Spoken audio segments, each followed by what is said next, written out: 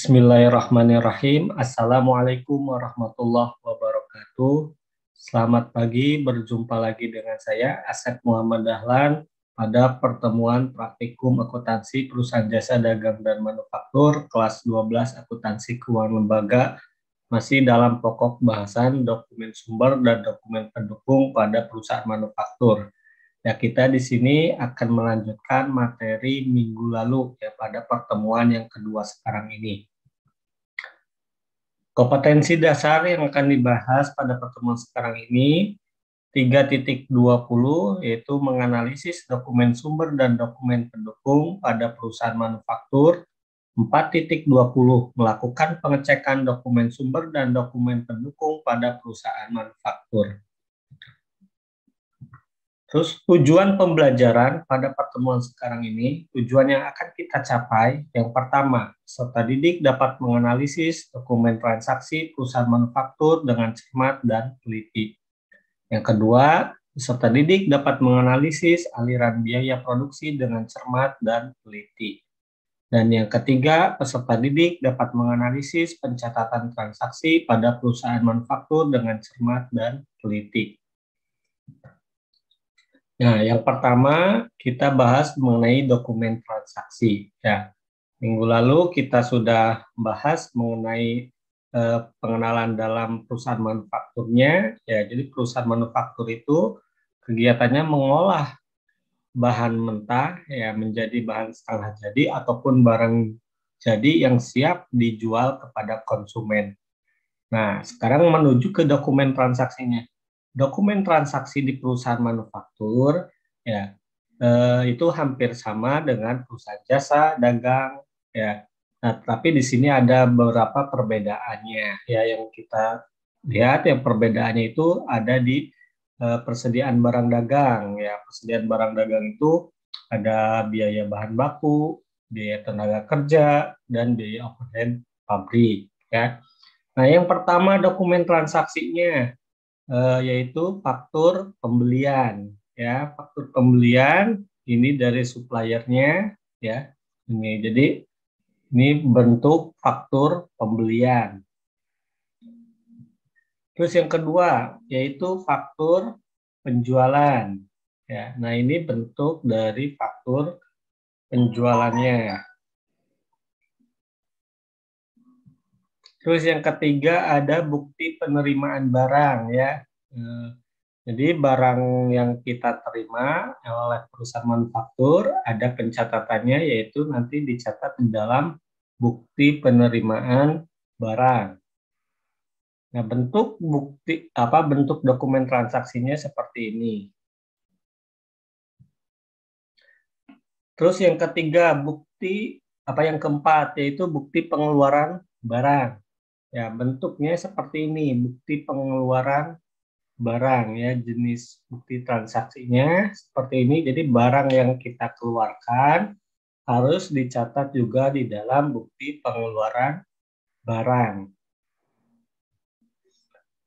Terus selanjutnya yaitu ada bukti kartu hadir. Nah, ini bagi para karyawan di perusahaan manufaktur ada pencatatannya yaitu kartu hadir ya. Kartu hadir formatnya pun disesuaikan dengan perusahaannya yang besar ataupun yang menengah.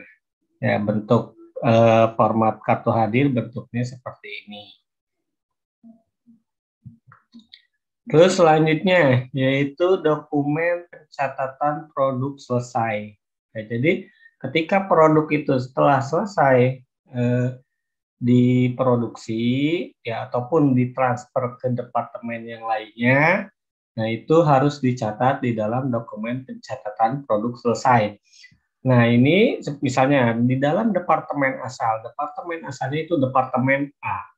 Nah, nanti ketika ditransfer barang itu ke departemen B, ya, itu harus dicatat di dalam dokumen pencatatan produk selesai. Nah, makanya di sini ada departemen penerimanya. Ya, berarti departemen penerimanya itu yaitu departemen B. Terus selanjutnya dokumen pendukung yang selanjutnya yaitu bukti penerimaan. ya. Bukti penerimaan kas, ya. Nah, ini salah satu bentuk dari bukti penerimaan kas, ya. Ini tarik tunai dari Bank BCA. Bentuknya seperti ini, ya, untuk bukti penerimaan kas. Terus selanjutnya juga ada yang namanya bukti pengeluaran kas, ya. Nah, ini berarti hubungannya dengan yang kas keluar, ya. Nah, bentuk pengeluaran kas bentuknya seperti ini, ya. Ini dibayarkan kepada pemegang dana kas kecil, ya. Nah, ini salah satu bentuk format dari bukti pengeluaran kas. Nah, itu salah satu jenis-jenis dari bukti ataupun dokumen transaksi yang digunakan pada perusahaan manufaktur, ya. Nah, materi yang kedua yaitu mengenai aliran biaya produksi. Nah, di dalam proses produksi di sini ada aliran proses produksinya, ya. Nah, di awal berarti perusahaan manufaktur ini melakukan pembelian dan penyimpanan bahan baku, ya. Nah, setelah bahan baku itu dibeli, ya, lalu disimpan di dalam gudang. Nah, nanti ke bagian pengolahan bahan bakunya, ya, itu kegiatan produksinya yaitu diolah bahan bakunya. Nah, nanti setelah diolah di dalam departemen itu, nah, maka akan jadi sebuah produk jadi, yaitu persediaan produk jadi. Nah, ini aliran proses produksinya. Terus kalau aliran pencatatan akuntansi biayanya, nah, bentuk aliran pencatatan akuntansi biaya, alirannya seperti ini. Harga pokok persediaan bahan baku nanti diproses menjadi biaya tenaga kerja, harga pokok bahan baku yang dipakai, sama biaya overhead pabrik. Nah, ketiga unsur biaya ini, ya, disatukan menjadi dalam pengumpulan biaya produksi. Nah, baru nanti kita bisa menentukan harga pokok produk jadinya, ya. Nah, ini salah satu aliran pencatatan akuntansi biayanya. Terus yang ketiga, yaitu mengenai pencatatan transaksi pada perusahaan manufaktur, ya. Nah, ini salah satu contoh dari perusahaan manufaktur, ya, transaksinya, ya. Nah, di sini yang pertama, membeli bahan baku untuk proses produksi 5 juta secara tunai, ya. Berarti kalau secara tunai ini akan mengurangi kas, ya. Kecuali kalau secara kredit berarti itu akan menjadi bertambah utangnya, ya. Itu. Nah, karena di sini membeli bahan baku, otomatis persediaannya akan bertambah, ya. Itu makanya persediaan ini bertambah di debit, ya, senilai 5 juta, dan di kreditnya kasnya berkurang karena untuk pembelian bahan baku. Itu untuk pencatatan pembelian bahan baku. Terus yang kedua, nah, yang kedua ini mengenai proses produksinya, bahan baku proses produksi. Nah, proses produksi bahan bakunya, ya, pencatatannya seperti ini.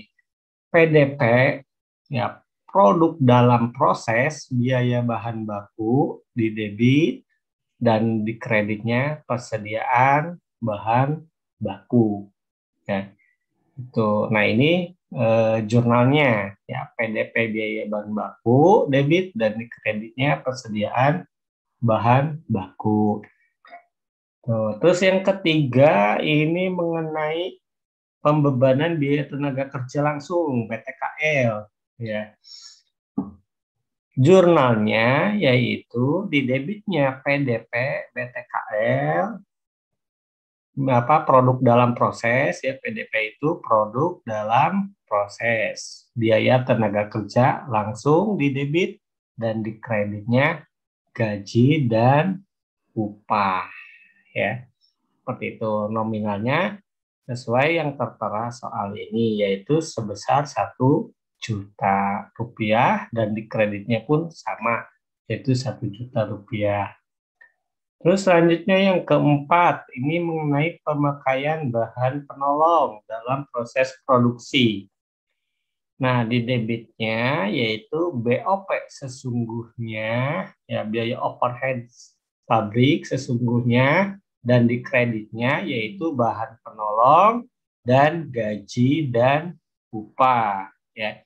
Nah, karena di sini soalnya bahan penolong itu 200.000, gaji upah tenaga kerja tidak langsung itu masuknya ke dalam kategori gaji dan upah senilai 300.000.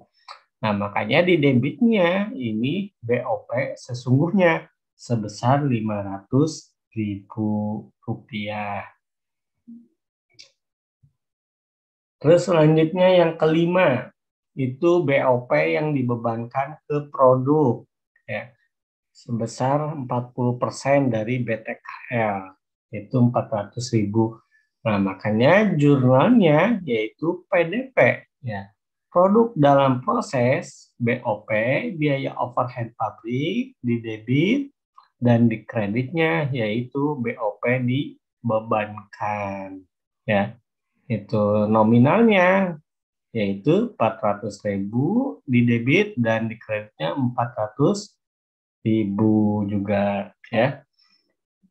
Itu yang kelima. Itu selanjutnya yang keenam mengenai pencatatan produk dalam proses ke produk jadi. Ya, berarti ini menuju proses ke produk jadinya, ya.